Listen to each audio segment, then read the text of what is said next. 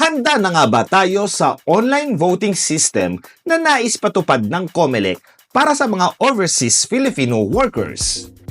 Gaano ba ito makakatulong na mapadali ang pagboto ng mga Pilipinong nasa ibayong dagat at makahikayat na marami pa ang magparehistro upang makaboto sa susunod na eleksyon sa Pilipinas? Yan ang tinalakay at pinag-usapan ng mga Filipino leaders at mga iba't ibang sektor ng Filipino community sa Barcelona sa ginanap na Internet Voting Information Drive noong linggo sa pangunguna ng Konsulado General ng Pilipinas sa Barcelona at mga opisyal ng COMELEC at ng Department of Foreign Affairs. Ipinaliwanag ng COMELEC ang bagong sistema ng pagboto online ng mga Pilipinong nasa abroad kung papaano ang magiging proseso nito at gaano ito ka-secure para mabantayan ang bawat boto ng mga Pilipino abroad. The system is still undergoing customization.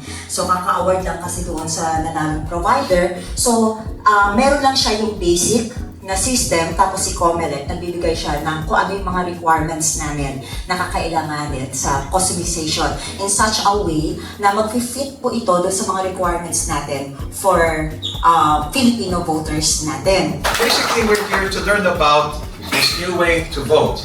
Online internet voting, bagong-bago po sa pandinig natin, pero luma na po na teknolohiya. Di ba? So way back 1992, na nag-explode ang internet, lalo na po noong year 2000. The same process po how you enroll to any information system na online that needs to register and pre-enroll. Kung ano po yung mga contingency measure na meron sila, meron din po kami. It's just may variation because of the detail ng steps kung sino yung mag-address, whether DFA or COMELEC. Ito din ang pagkakataon na mapakinggan ng COMELEC at ng DFA ang bawat karanasan sa pagboto ng mga Pilipino abroad. So, how about that? Kasi you're gonna use my number then. Pwede po ba yun? I just obtained my nationality and hindi ko po alam kung magiging eligible pa rin ako na mag-vote, kung maapektuhan pa rin po yung aking pag-vote. At dahil online, hindi din maiiwasan ang pangamba ng mga botanteng Pilipino kung gaano mapapangalagaan ng bagong sistema ang kanilang mga boto. Number one is, syempre, gusto namin malaman about yung security ng aming boto. Lalo na ngayon, uso yung mga hackers, mga ganyan. And then, pangalawa is yung transparency, syempre. Nilatag lahat ng security measures natin. Kung ano yung security measures na ginamit ng ATM, ng ating online banking system, yun po yung gagamitin natin sa ating sistema ng online voting.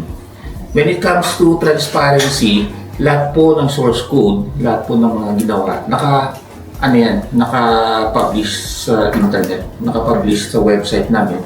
So anyone can access it and then verify themselves. Pwede.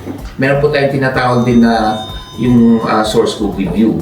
Ang dami. So ang dami po mga nilatag ng COMELEC doon sa online voting natin. Kasi talagang very number one issue talaga yung trust issues natin.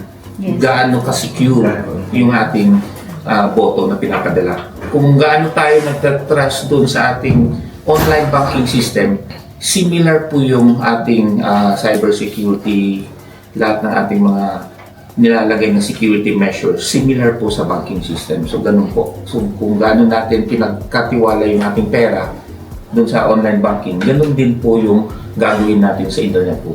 Pero ayon sa ahensya, hindi man 100% maging perfecto ang bagong sistema ay handa at pinag-aralan nila mabuti upang maging maayos at malinis ang susunod na pagboto ng mga Pilipino abroad.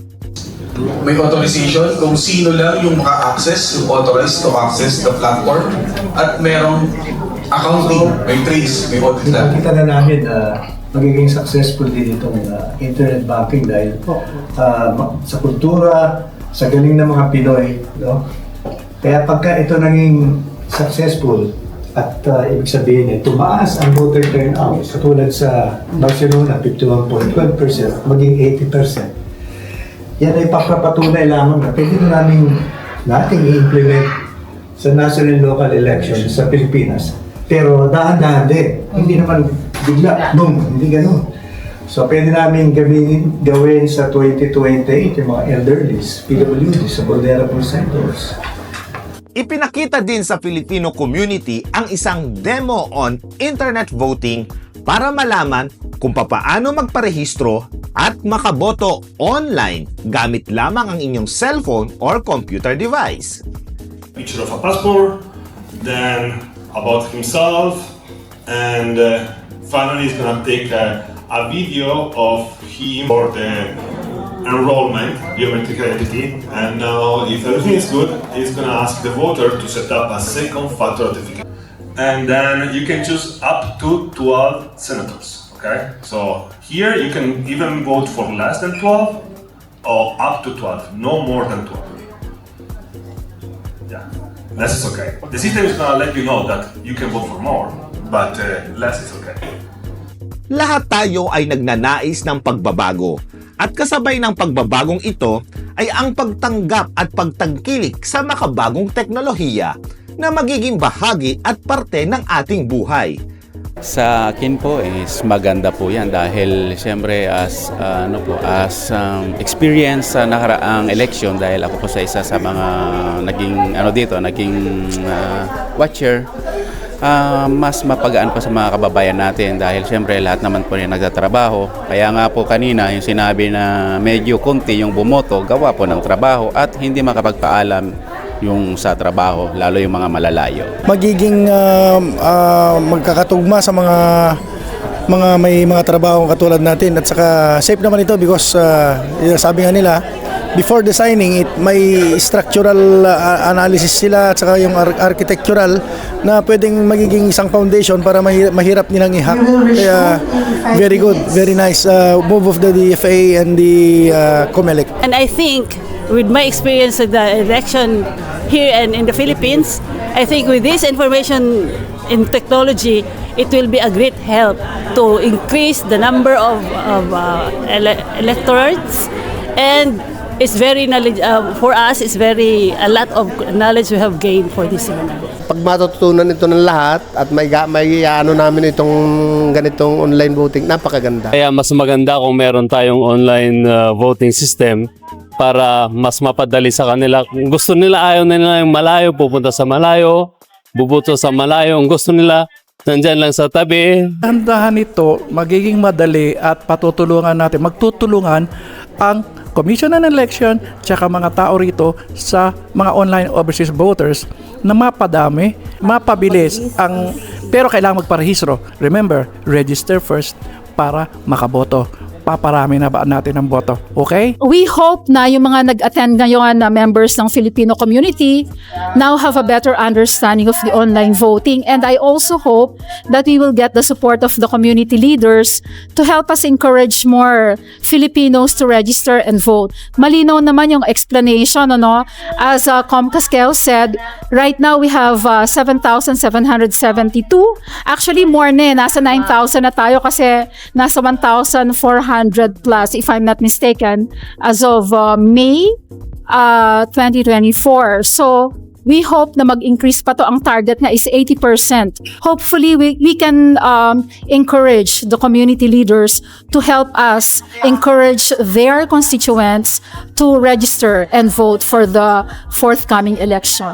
Sa mga mahal nating kababayan sa Barcelona at Catalonia, please make sure that you, once na-finalize po ang internet voting, please register and vote online. Ito para sa inyo, so you can really truly make an impact and help improve our country through your vote, participating in elections for 2025, where we hope to have internet voting. And thank you for participating in our internet voting forum dito sa Enoch Hotel, coordinated by the COMELEC and Philippine Consulate General Barcelona and the DFA Overseas Voting Secretariat. And maraming salamat po at multis gracias to the Katambayan Channel. Maging mapanuri at makialam pa rin sa mga pagbabagong ito, lalo na dito nakasalalay ang kinabukasan ng ating bayan.